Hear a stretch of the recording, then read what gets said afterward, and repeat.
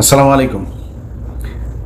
আপনারা এরই মধ্যে জানেন যে লন্ডনে জনাব তারেক রহমান এবং জনাব ডক্টর মোহাম্মদ ইউনূস তাদের মধ্যে একটি বৈঠক হয়েছে এবং সেই বৈঠকের বেশ কিছু কথাবার্তাও মিশ্রিত সত্য মিথ্যার সংমিশ্রণে বিভিন্ন খবরও আপনারা জেনেছেন।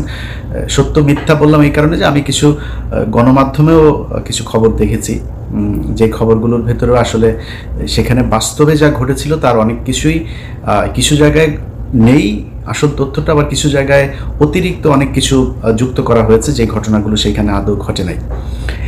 আপনাদেরকে আগেই আমার ঠিক আগের ভিডিওটাতে আপনাদের জানানো হয়েছিল যে ডক্টর মোহাম্মদ ইউনূস এবং তারেক রহমানের যেই বৈঠকটি, এই বৈঠকটিতে আসলে অনেকেই ক্রেডিট নেবার চেষ্টা করেছেন ওনার মাধ্যমে। আসলে ডক্টর মোহাম্মদ ইউনূসের বৈঠকটা ডক্টর মোহাম্মদ ইউনূস নিজে চেয়েছেন এবং তারেক রহমানকে সেই প্রপোজাল দেওয়া হয়েছে।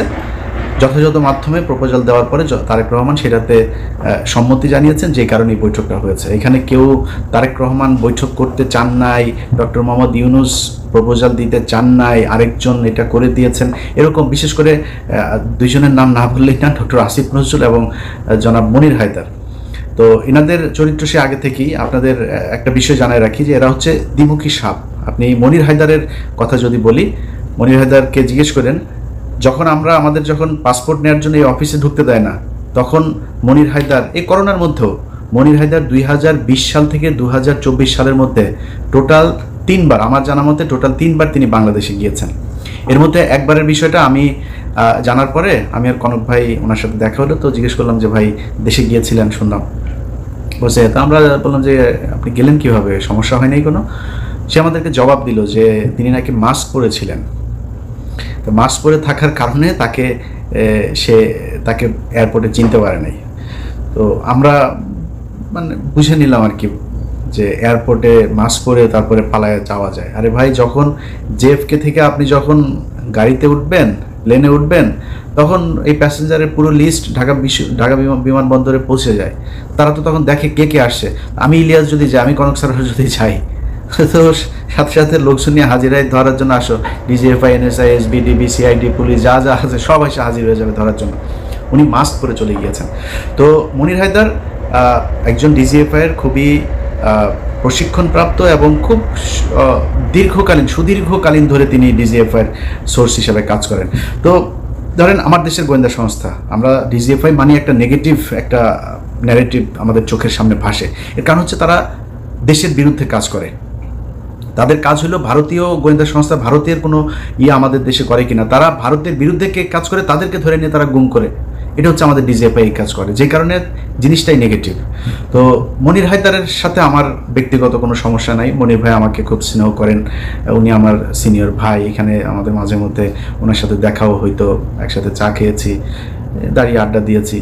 কিন্তু ওনার প্রতি আমার ক্ষোভটা সেদিন থেকে শুরু হইলো, এখানকার কর্নেল যে মুস্তাফিজ সাহেব আছেন, উনি একদিন এক ভিডিওতে বিষয়টা বললেন যে মনির হায়দার আমাকে এবং কনক সারোয়ার দুইজনকে সরকারের বিরুদ্ধে যেন আমরা কথা না বলি, অর্থাৎ আওয়ামী লীগ সরকারের সময়, এই জন্য ওনাকে দায়িত্ব দিয়েছে ডিজিএফআই। তো উনি এসে আমাদেরকে এই কথাগুলো বলেছিলেন যে খামাকা সরকারের সাথে কি দরকার করার, হ্যাঁ, নানানভাবে একটু এই ধরনের একটু গুছায় এদিক ওইদিক করে। তারপরে এই লেফটেন্যান্ট কর্নেল আপনার মুস্তাফিজ ভাইয়ের কাছে পরে শুনলাম যে তাকে তিনি এই দায়িত্বটা দিয়েছিলেন যে আপনি বললে বোধহয় ইলিয়াস এবং কনক শুনবে, তো ওদেরকে একটু যে ওরা যেন সরকারের বিরুদ্ধে এত বেশি কঠোর অবস্থানে না থাকে, আওয়ামী লীগ সরকার আসলে কোনোভাবেই যাবে না। এটা সেই 2022-23 সালের কথা মুস্তাফিজ ভাইকে উনি বলেছিলেন। এটার পরে আসলে মনির ভাইয়ের প্রতি শ্রদ্ধা ভালোবাসা কোনো কিছুই থাকার বিষয় নেই। মনির ভাই এমনিতে উনি ওনার একদম ক্যারিয়ারের শুরু থেকেই উনি একজন দুর্নীতিগ্রস্ত একজন সাংবাদিক।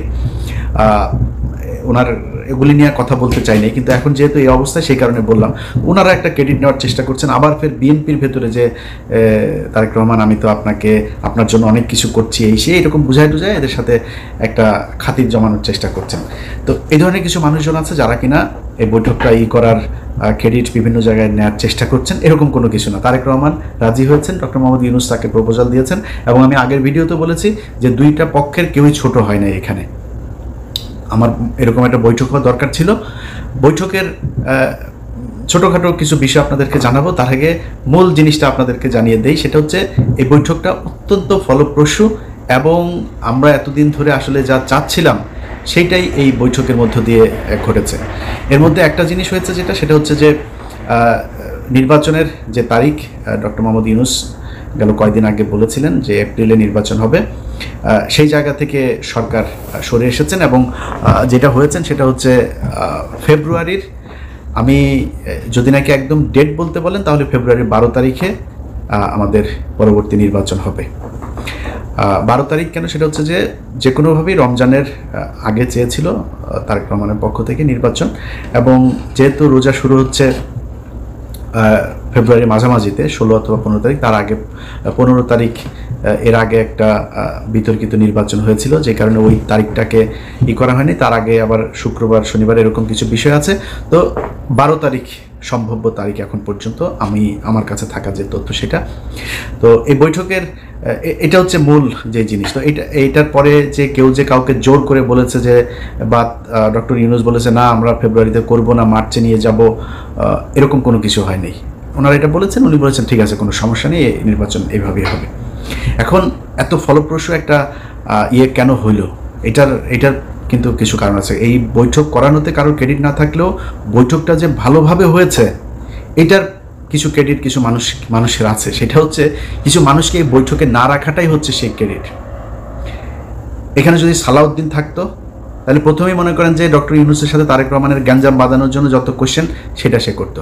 এখানে যদি আমির খসরু মাহমুদ চৌধুরী থাকতো, এখানেও একটা গ্যাঞ্জাম বাঁধাইতো।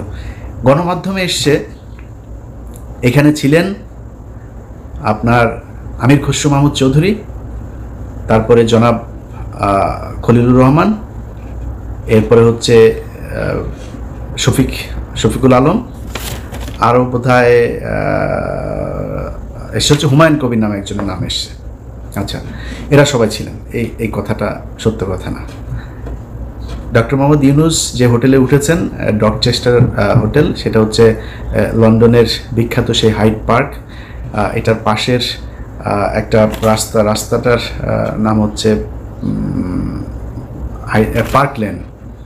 পার্ক লেনের উপরে সেই হোটেলটা।